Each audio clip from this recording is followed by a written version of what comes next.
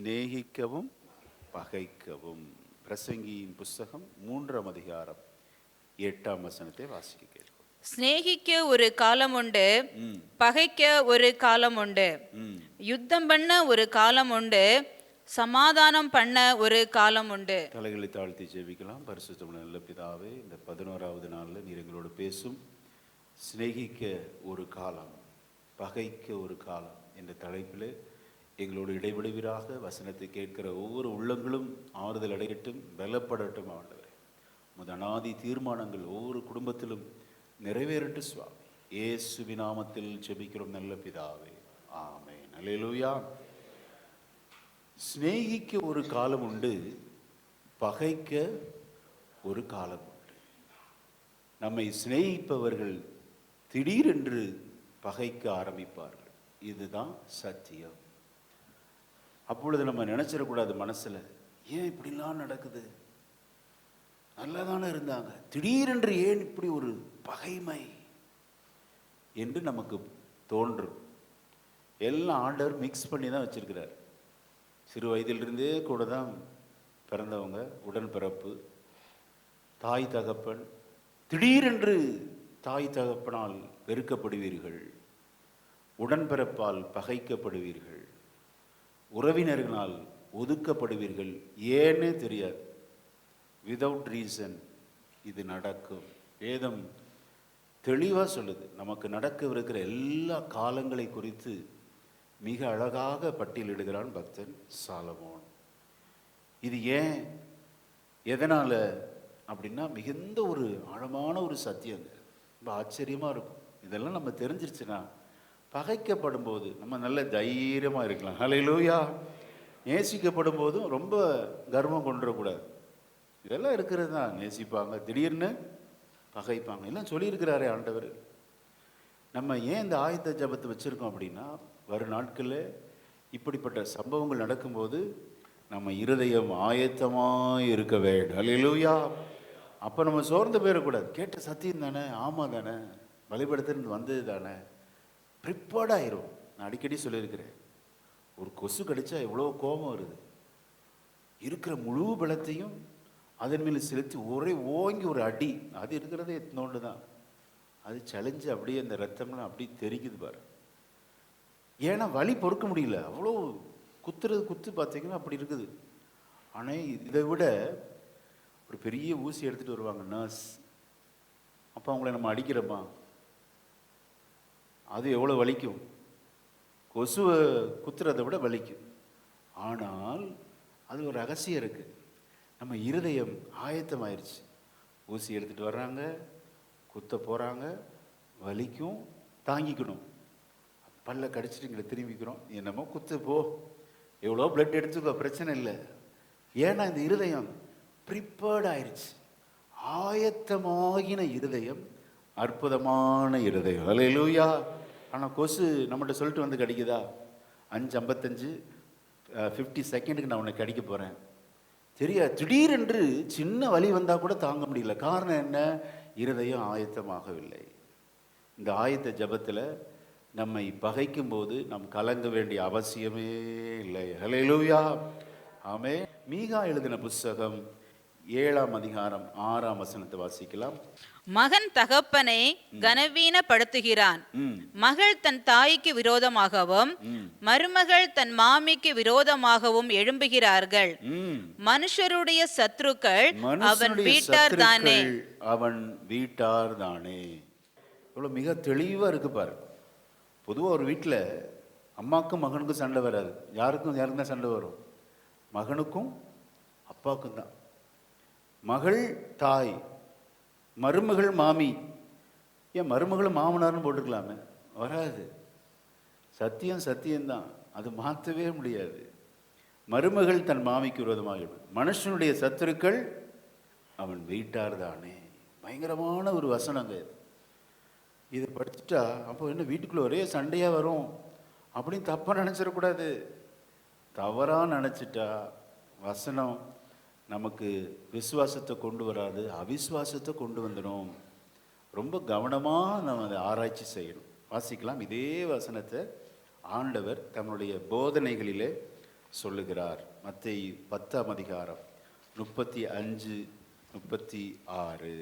எப்படி எனில் மகனுக்கும் தகப்பனுக்கும் மகளுக்கும் தாய்க்கும்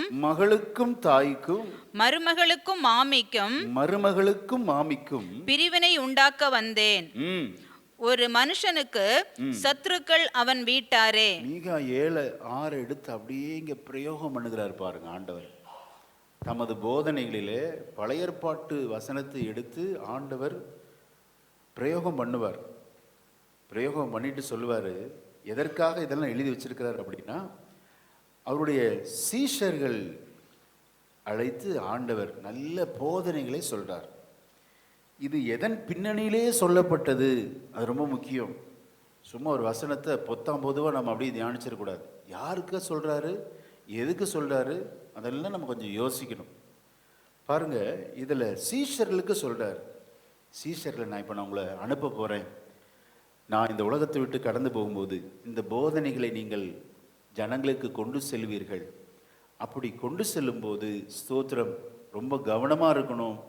உங்கள் வீட்டாரே உங்களுக்கு எதிராக எழும்புவார்கள். ஸ்ரீசத்துவத்தில் ஆண்டவர் கற்றுக் கொடுக்குற இந்த போதனை தான் இது. நம்ம தவறாக நினச்சிடக்கூடாது. அப்போ ஆண்டவர் ஒரே அடிதடியும் சண்டையும் கொண்டு வந்துடுவார் போல, வீட்டில் சமாதானமே கிடையாதா அப்படின்னு இந்த வசனத்தை நம்ம தப்பாக நினைப்போம். மத்தேயு 10:34. பூமியின் மேல் சமாதானத்தை அனுப்ப வந்தேன் என்று எண்ணாதிருங்கள். சமாதானத்தை அல்ல பட்டயத்தையே அனுப்ப வந்தேன். இப்படி சொல்லிட்டு தான் சொல்றாரு. அப்போ ஒருவேளை ஆண்டவரே சண்டையை மூட்டி விட்டுருவாரோ அப்படின்னு நமக்கு தோணும். இந்த வசனத்தை தியானிக்கிறப்ப மிஸ் அண்டர்ஸ்டாண்ட் பண்ணிடக்கூடாது. ஆண்டவர் இது எதற்காக சொன்னார் அப்படின்னா, தன்னை பின்பற்றுகிற சீஷர்களுக்காக சொல்லப்பட்ட எச்சரிப்பின் செய்தி. ஹல்லேலூயா. நீங்களும் நானும் தேவனுடைய சீஷர்கள். ஆமென். சீஷர்களாக நாம் தெரிந்து கொள்ளப்பட்டிருக்கிறோம். டிசைபிள்ஷிப். அப்போ நம்ம வாழ்க்கையில் இது நடக்குமா? நடக்கும், கண்டிப்பாக நடக்குங்க. ஆண்டவரை பின்பற்றுகிற ஃபாலோவர்ஸ்க்கு எச்சரிப்பு கொடுக்கிறார். நீங்கள் என்றைக்கு என்னை முழு மனதுடன் தேட ஆரம்பிக்கிறீர்களோ, சேவிக்க ஆரம்பிக்கிறீர்களோ, கட்டாயம் உங்கள் குடும்பத்தில் சண்டை வரும். அந்த அர்த்தத்தில் சொல்கிறார். என்னைக்கு பிரச்சனை வீட்டில் வெடிக்குது அப்படின்னா, ஆண்டவரை முழு மனதுடன் சேவிக்க ஆரம்பிக்கும் போது நம்மோடு இருக்கிற வீட்டார் நமக்கு சத்துருக்களாய் மாறுகிறார்கள். ஆமேன், சோத்திரம். ரொம்ப கவனமாக இருக்கணும். ஆமேன். அதை கவனமாக ஹேண்டில் பண்ணணும். முழு மனதுடன், வித் ஹோல் ஹார்ட் ஆண்டவரை நேசிக்கும் போது, விசுவாசத்தில் நீங்கள் வளரும்போது கண்டிப்பாக ஒரு குடும்பத்தில் சண்டை வரும். ஏன்னா உங்கள் விசுவாசம் வளருது, அவங்க விசுவாசம் லோ லெவலில் இருக்குது. கம்பேர் பண்ணி பார்ப்பாங்க. எதுக்கு அடிக்கடி சர்ச்சுக்கு போகிறாங்க, எதுக்கு காலையிலே இவர் போகிறாரு, ஒரே அவங்களுக்கு கேள்வி, ஏன் இங்கேயே ஜெபம் பண்ண ஆண்டவர் வரமாட்டாரா? இதுதான் பிரச்சனை. குடும்ப உறுப்பினர்களே உங்களுக்குள் விரோதமாக கூடுவார்கள். சண்டை வரும், பிரச்சனை வரும், பட்டயம் வரும். அல்லேலூயா. பட்டயம் வரும்போது என்ன செய்யும்? நீங்கள் கத்தி சண்டை போடுறப்ப ஒரு சின்ன காயம் வராமல் இருக்குமா? கண்டிப்பாக வரும். அதை தான் ஆண்டவர் அப்படியே பட்டும் படாமல் இன்டைரக்ட் ஸ்பீச்சுன்னு சொல்லுவாங்க. ஸ்பீச்சில் 2 இருக்குது. Direct speech, indirect speech. நேரடியாக பேசுறது, மறைமுகமாக பேசுறது. இங்கே வசனத்தை நம்ம அப்படியே எடுத்துடக்கூடாது. அப்படியே எடுத்தால் ஆண்டவர் சமாதானத்தில் வீட்டில் ஒரே சண்டை உண்டாகிறவராக இருக்கும் அப்படின்னு நினச்சிடக்கூடாது. சமாதானத்தை அல்ல பட்டயத்தையே அனுப்ப வந்தேன்னு சொல்லிட்டார். அப்போ நீங்கள் ஆவிக்குரிய வாழ்க்கையில் வளர வளர உங்களுடைய உறவினர்கள் உங்களை ஒதுக்குவார்கள், ஓரங்கட்டுவார்கள், காயப்படுத்துவார்கள். இது நிச்சயம் போட்டிருக்க. அப்பா சொல்லிட்டாருன்னா அது அப்படியே நடக்குங்க. கிறிஸ்துவின் மேல் உயர்ந்த விசுவாசம் நாம் வைக்கும்போது இப்படிப்பட்ட காயங்கள் வரும், சண்டைகள் வரும். அதையெல்லாம் யார் ஓவர் கம் பண்ணி ஜெயித்து வருகிறார்களோ அவர்களே ஆண்டவருக்கு பிரியமானவர்கள். அல்லேலூயா. என்ன சொல்ல வரேன் அப்படின்னா, யார் நம்மை நேசித்தார்களோ அவர்களே வெறுக்க ஆரம்பிப்பார்கள். ஆமென். அதை தான் சாலமோன் அங்கே எழுதி வச்சிருக்கிறார். வசனம் பாருங்கள், ஒன்றுக்கொன்று எவ்வளோ தொடர்புடையதாக இருக்கிறது. வசனத்துக்கு என்ன இல்லாமல் இருக்காதான்? ஜோடு இல்லாமல் இருக்காதான். வசனம் எப்பவும் ஜோடு உள்ளது. ஒரு வசனத்தை நம்ம தியானிக்கிறப்ப இதனுடைய பேர் எங்க இருக்குன்னு கண்டுபிடிக்கணும். வேத வசனத்தை என்ன செய்யணும்? வேதத்தை தேடி வாசியுங்கள், தேடி வாசிக்கணும். இதோட ஜோடு எங்க இருக்குன்னு பார்த்தீங்கன்னா மீகா 7:6 இருக்கு. மீகா 7:6 சொன்னது ஆண்டவர் இங்கே மத்தேயு 10:35-36 பிரயோகம் பண்றார். அப்போ இதெல்லாம் எதற்காக என்றால், தேவனை பின்பற்றுகிற ஃபாலோவர்ஸ், கர்த்தரை பின்பற்றுகிற ஜனங்களுக்கு கண்டிப்பா சோத்திரம், குடும்பத்தில் கூட மோதல் வரலாம். நேசித்தவர்கள் உங்களை வெறுக்கக்கூடும். அல்லேலூயா, ஆமென், சோத்திரம். நம்ம நினைச்சிடக்கூடாது உடனே சண்டைன்னு இல்லை, அப்படி கிடையாது. இயேசுவின் மீதுள்ள அன்பு வளர வளர வளர உங்க குடும்பத்தில் அதே லெவல் மற்றவங்களுக்கு இருக்குமானா இருக்காது. சோத்திரம். நம்மளும் சர்ச் வச்சிருக்கிறோம், நம்ம சர்ச்சுக்கு வர மாட்டேங்கிறாங்க, அங்கே ஓடுறாங்களே அப்படின்னு வரும். விசுவாச ஜீவித்தில் வரும்போது சில நெருங்கிய உறவுகள் உங்களுக்கு எதிராளியாக மாறுவார்கள். இதுதான் ஸ்பிரிச்சுவல் வார்ஃபேர் அப்படிமா, ஆவிக்குரிய யுத்தம். இதில் நீங்கள் கண்டிப்பாக காயப்படுவீங்க.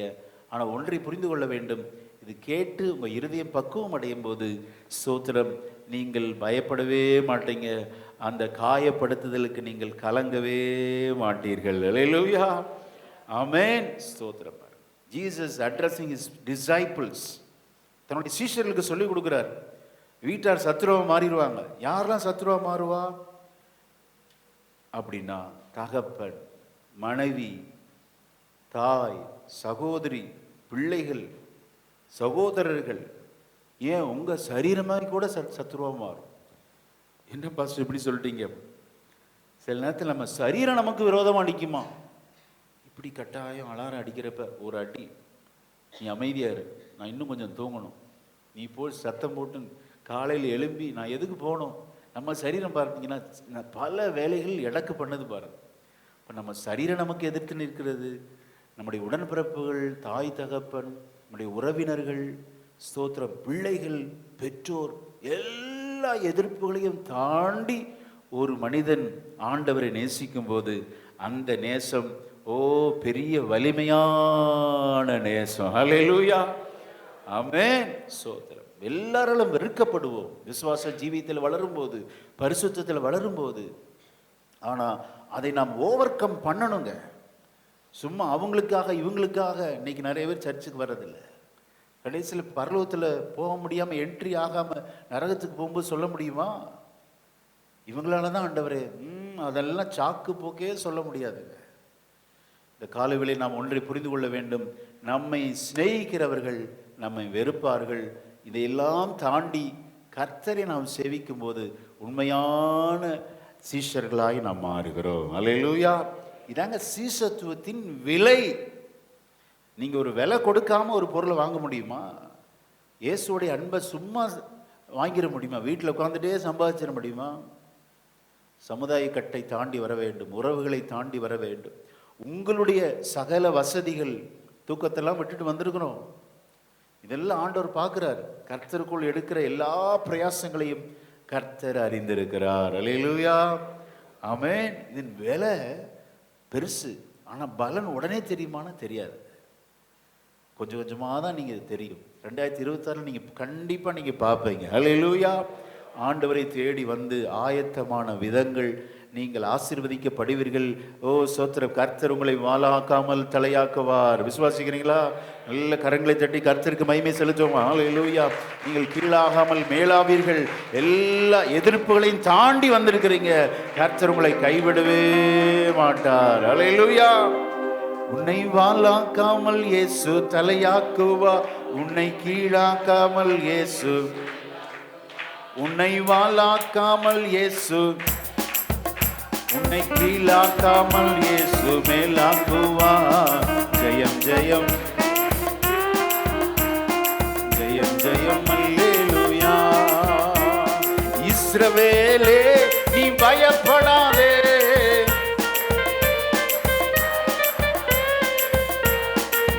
உன்னை நடத்திடுவார் கரம் பிடித்து. ஜெயம் ஜெயம்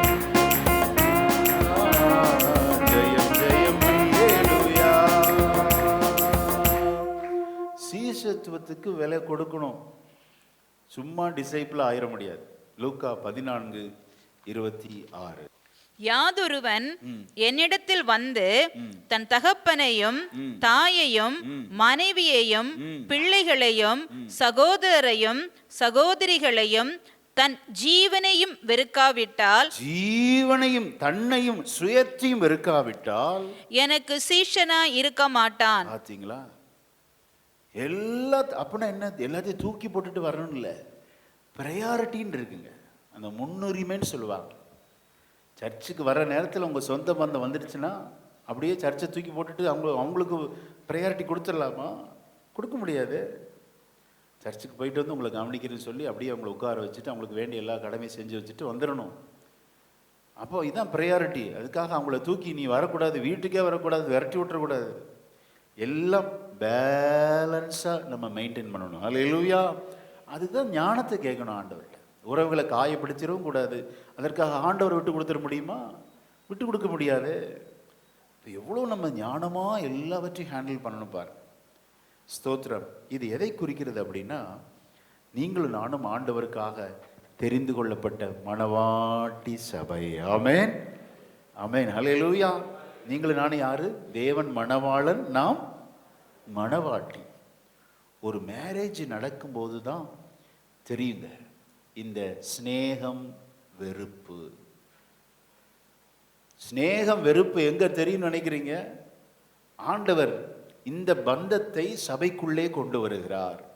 ஒரு மணவாளனுக்கும் மணவாட்டிக்கும் எப்படிப்பட்ட ஒரு நெருக்கம், பிணைப்பு இருக்கிறதோ அந்த அளவுக்கு நாம் தேவனோடு நெருங்கி ஜீவிக்கிறவர்களாக இருக்க வேண்டும்.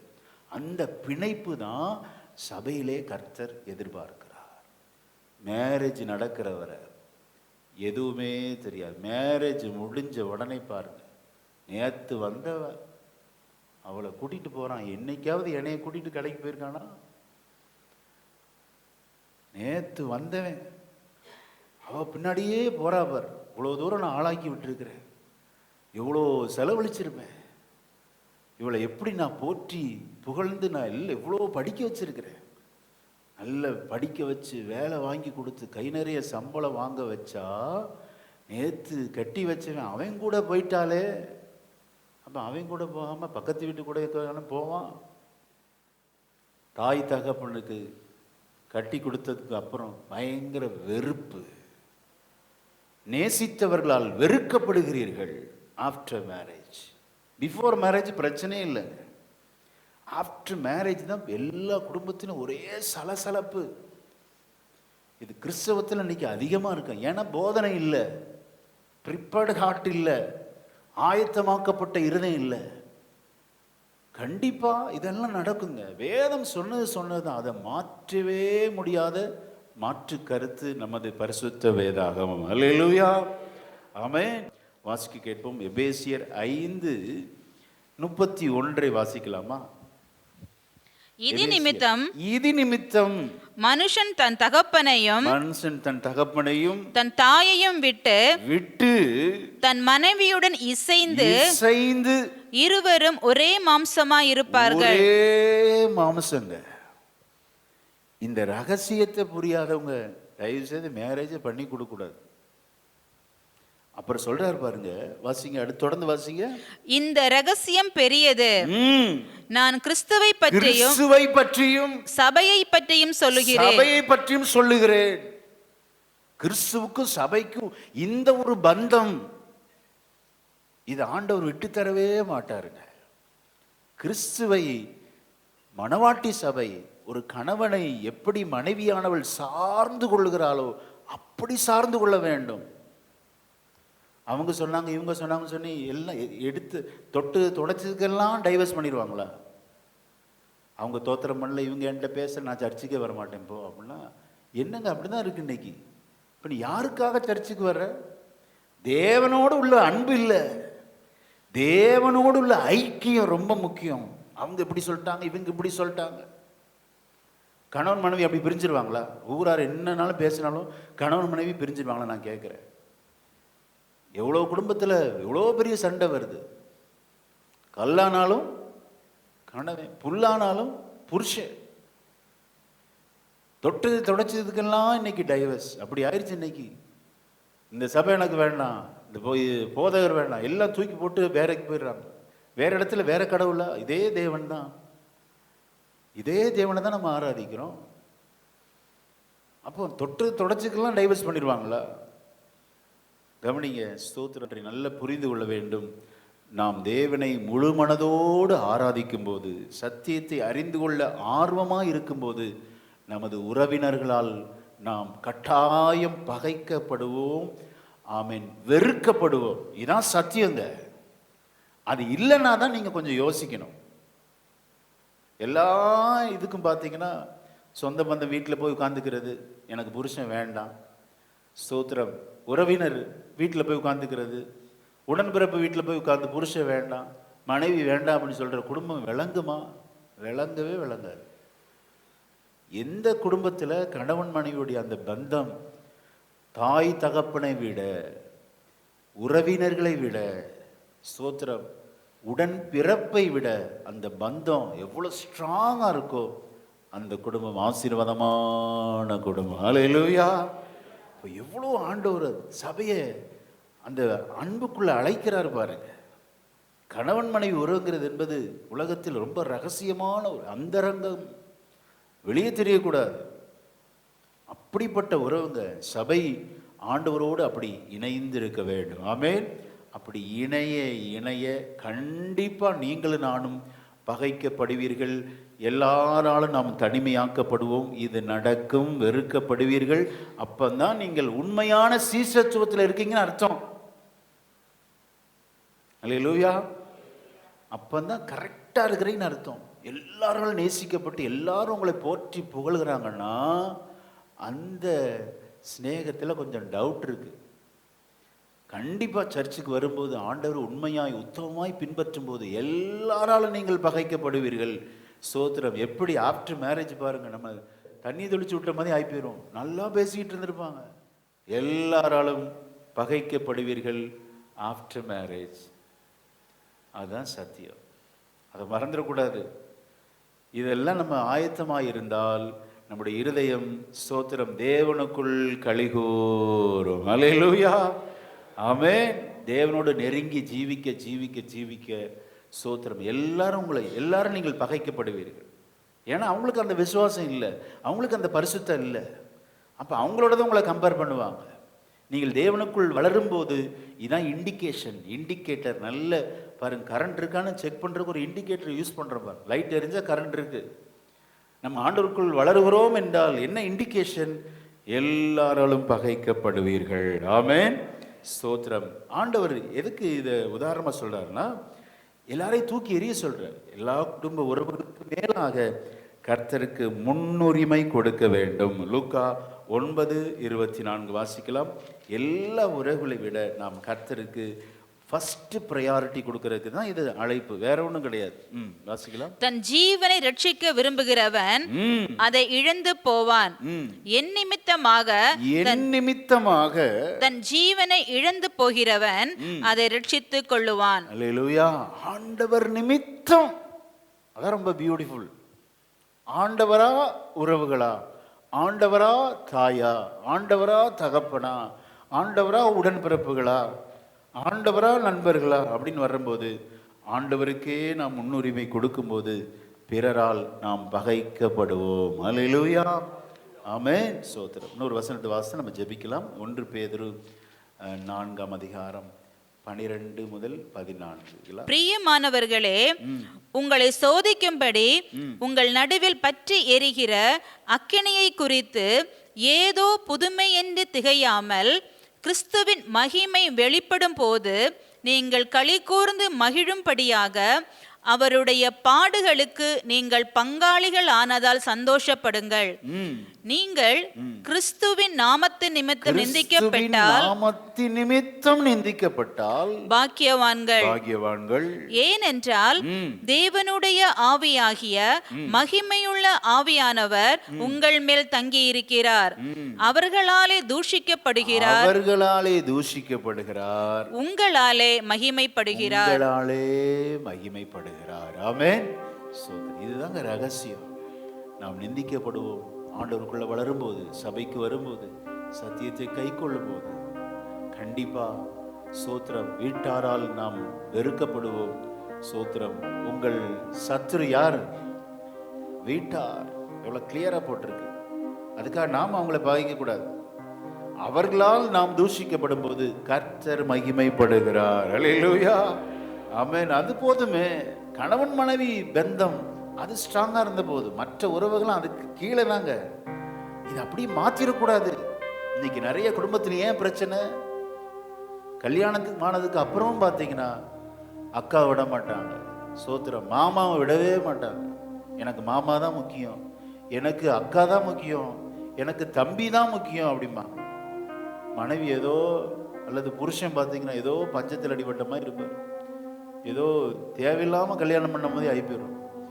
என்னைக்கு எல்லா பந்தங்களை உறவுகளை விட இந்த கணவன் மனைவி உறவு தான் முக்கியம்னு நினைக்கிறவங்களுக்கு எல்லாராலும் வெறுக்கப்படுவார்கள். ஆனால் அந்த குடும்பம் ஓஹோன்னு இருக்குங்க.